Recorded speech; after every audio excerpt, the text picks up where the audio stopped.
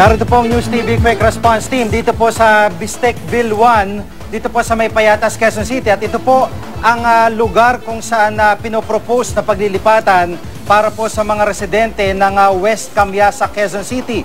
Kung makikita nyo po, ito'y nasa ikalawang palapag po kami nito pong unit na ito at ipapakita ho namin sa inyo yung loob ng nais paglipatan ng lokal na pamahalaan para sa mga taga West Camias. Samahan nyo ako dito sa loob. Nasa 21 square meters po ang laki ng unit na ito at makikita nyo hindi pa po naka-finish itong mga pader nito. Bagamat meron na po siyang nakaabang na kuryente at meron na pong kisame. Dito po meron po siyang sariling banyo at bagamat maliit lang, maayos naman po at malinis. At meron din pong lugar para sa kitchen o di kay labahan, yung pong titira dito. Kung ikukumpara po natin, kahit maliit po ito, ay maayos naman, di hamak, doon sa kinalalagyan po ngayon ng mga residente ng West Camias na ayaw pong lumipat. At papakita ho natin sa inyo itong kabuuan ng komunidad. Mula po dito sa itaas na ito ay makikita nyo marami na pong mga units na naitayo dito, no?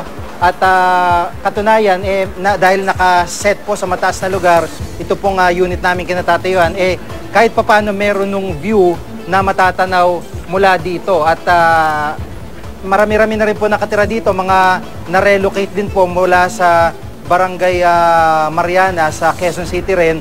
At ayon naman po sa kanila, yung iba na kausap natin, ay nasa maayos naman po ang kanilang sitwasyon dito. Katunayan, sa likod po ng unit na ito ay eskwelahan na agad. Paglabas nyo lang, eskwelahan na, may masasakyan, may tricycle, yung karaniwan na hinahanap ng mga inre-relocate.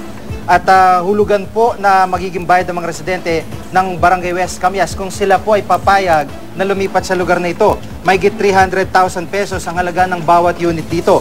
Babayaran nila ito ng 950 pesos kada buwan sa loob po ng 30 taon sa pamamagitan ng Pag-ibig Fund. Marami-rami rin pong na-relocate dito ng mga pamilya.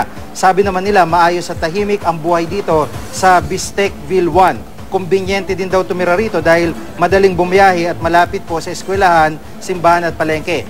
Pawang mga studio type na tinatawag ang naghihintay po na bahay sa mga residente. At gaya po ng aking nabanggit, nasa 21 square meters po ang mga ito. Bukod sa banyo, may laundry area, gaya po ng ating nakita kanina, at meron pang lababo. At ito nga po, kung makakakuha sila dito sa second floor, di hamak na mas maayos naman po. Bagamat dun sa ibaba, yung ibang nais magnegosyo, pwede rin huwayat ang magtayo ng sari-sari store po ng ibang mga relocation sites natin nakikita. Samantala, nananatili naman po nakabarikada mga residente ng K9 Barangay West Camias kahit mismong si Quezon City Mayor Herbert Bautista na ang nagsabi na walang demolisyon ngayong araw. Ayaw maniwala ng mga residente dahil malinaw raw sa papel na ibinigay ng City Hall na ngayong araw ang deadline ng voluntaryong pag-alis nila sa lugar. Ilang pulis din daw nakita nilang nagpapatrolya sa lugar kaya nabahala sila. Sarado ngayon ang dialogo dahil ayaw ng mga taga K9 na ma-relocate sa Rizal. Marami silang kapitbahay na naunang nirelocate doon ang nagbalikan matapos daw gumuho ang lupa. Ayaw rin nila sa Bistecville dito sa Payatas dahil malapit sa landfill. Ang demand nila magkaroon ng on-site relocation kung saan tatayuan sila ng tenement ilang metro lang ang layo mula sa danger zone. Patuloy silang magbabarikada hanggang mapakinggan ang kanilang panawagan. Kasama nila sa barikada ang ilang taga-Kadamay at Anak Pawis. Gate nila, hindi sila mag-uudyok ng gulo kundi tumutulong lamang na maigiit ang kanilang karapatan. Samantala sa puntong ito, makausap po natin si Ginoong Rojamin Clamor, ang site engineer ng Bistecville. Magandang hapon po, engineer.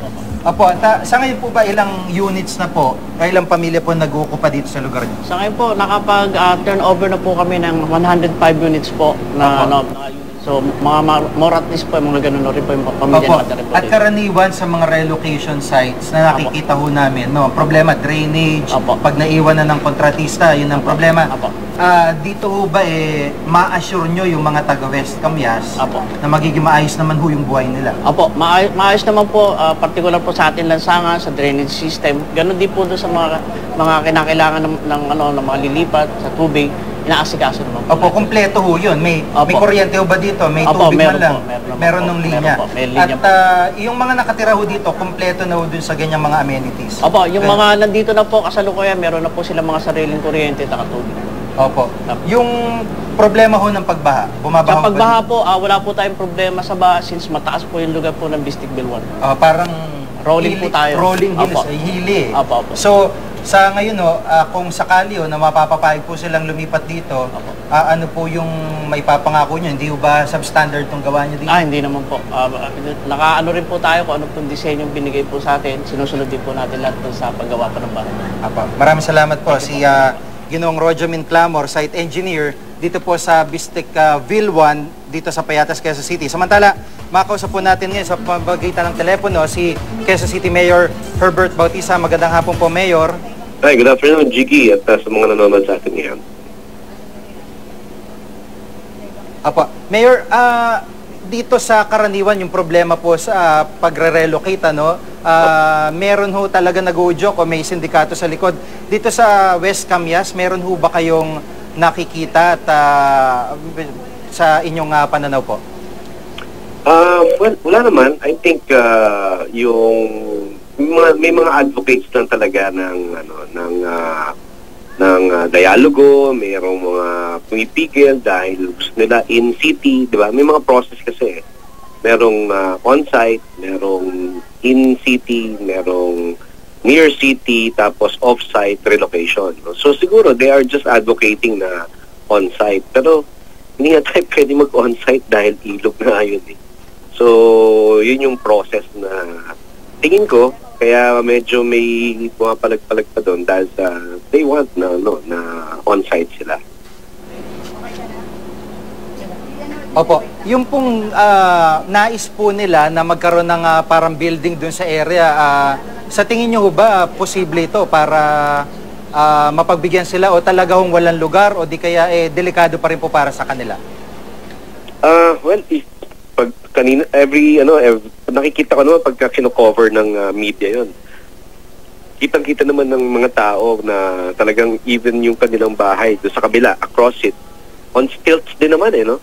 Tabing ilog, tapos on stilts, nakalabas doon sa, nakahang yung kanilang mga bahay, and medyo, okay, lagyan natin matibay yon dahil nakailang bagyo na, pero will we allow na something to happen pa? Kami sa Quezon City, and I think yung national government, hindi na rin pwedeng pumayag sa ganung klaseng sitwasyon dahil kautusan na to ng Supreme Court, and we don't want to violate yung mandamus o yung order ng Supreme Court.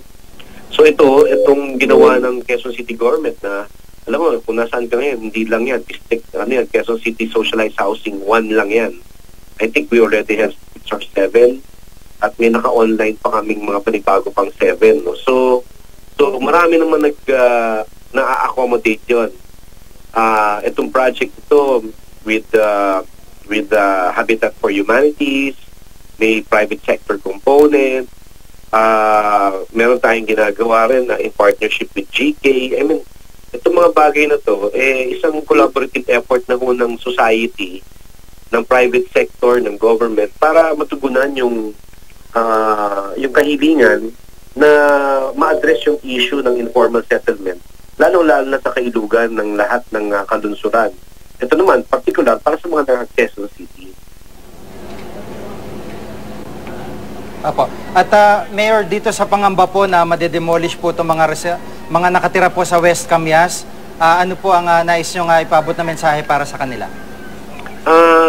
Una, ako'y natutuwa dahil nasa demokrasya tayo, pinakikinggan natin sila. At polite naman sila Napapanood ko sa mga monitors sa inyong coverage na hindi naman sila yung, alam mo, yung hard-hitting, etc. Ano sila, very polite. They are not personal, meaning they address yung issues nila, local government, DILG, hindi yung personality yung tinitira nila. So, parang medyo formal naman sila. And tama lang naman na maupo ulit. Pero I hope that pag dumating na sa punto ng decision making, kailangan mag-cooperate naman. Hindi naman pwede na kung ano na lang yung final nila, yun ang susundin. Kasi kung ano yung decision doon, magiging desisyon na sa lahat ng buong Quezon City or perhaps in Metro Manila. Kasi ano na yan, precedent setting yan sa kanila eh. So, tapos kung meron silang mungkahi, i-formalize nila, submit nila sa DILG, submit nila sa NHA, submit nila kami ng kopya para makita namin kung feasible. Kung hindi talaga feasible, kailangan i-accept nila yung fact at kailangan nilang mailikas from a declared danger zone. Apo. Maraming salamat po si Quezon City Mayor Herbert Bautista. Salamat po, Mayor. Thank you, Jiggy. At sa puntong ito, makakasampo natin, salamat po. Makakasampo natin si Roger Pacursa. Alam nyo mga kapuso, sa totoo lang ho, para maging patas naman, may pangamba po yung mga taga West Camias na magiging mabaho dito sa lugar, dahil nga may payata sa landfill sa di kalayuan. Pero kanina pa ho kami dito at sa totoo lang, maayos naman ho yung kalagayan ng komunidad. Bago kita interview, Roger, papakita lang natin yung komunidad dito, ipakita lang natin direct, yung mga bata na naglalaro dito sa baba at mukha na mga maayos yung kanilang kalagayan. Talagang komunidad na ho ito maayos ho itong lugar na ito para maging patas naman tayo sa mga nais pong ilipat at sa pananaw din po ng local government. Sa ngayon po, kasama ho natin dito si Roger Pacursa. Si Roger po ay dati pong naninirahan, dati ka nangungupahan sa may West Camias. Anong munang masasabi mo dito sa lugar at kumusta yung buhay mo dati sa West Camias? Kasi nung nakatira ko dati doon sa West Camias, sinong sinasabi nilang mabaho ang lugar na to, hindi. Mas mabaho doon kasi pag umuulan, yung creek doon, lumalabas yung tubig tapos may mga kasamang basura. Parang mas maganda rito kasi una sa lahat, ang eskwelahan nasa likuran, tapos malawak yung daan at wala naman pong wala naman po akong naamoy na mabaho rito. At kung ikaw ba, halimbawa, alukin dito, mas magiging maayos sa tingin mo ba yung buhay mo? Para sa akin, hindi lang maayos, mas magiging maayos talaga kasi una sa lahat, maganda yung pagkakagawa ng mga daanan at saka pwede kang magtinda sa labasan kasi nga, tulad ng sinabi ko, eskwelahan nga, tayo ka negosyo. Parlor. Huwag na silang mag-demand ng masyadong mataas kasi nga, una sa lahat, dito rin naman sila sa Quezon City itatapon, dadalhin, ililipat. At kumbaga, maalis sila sa danger zone. Mas makakabuti rito una sa lahat, pag malakas ang ulan, wala na silang mararanasan na kunting pagbaha. Okay. Maraming salamat, Roger, sa iyong pananaw. At yun nga po, gaya ng nabanggit ni Roger, sa kanya pong pananaw, mismong pananaw po niya, sa nakita po niya, mas magiging maayos po kahit papano mula po doon sa creek, patungo po sa isang maayos na komunidad.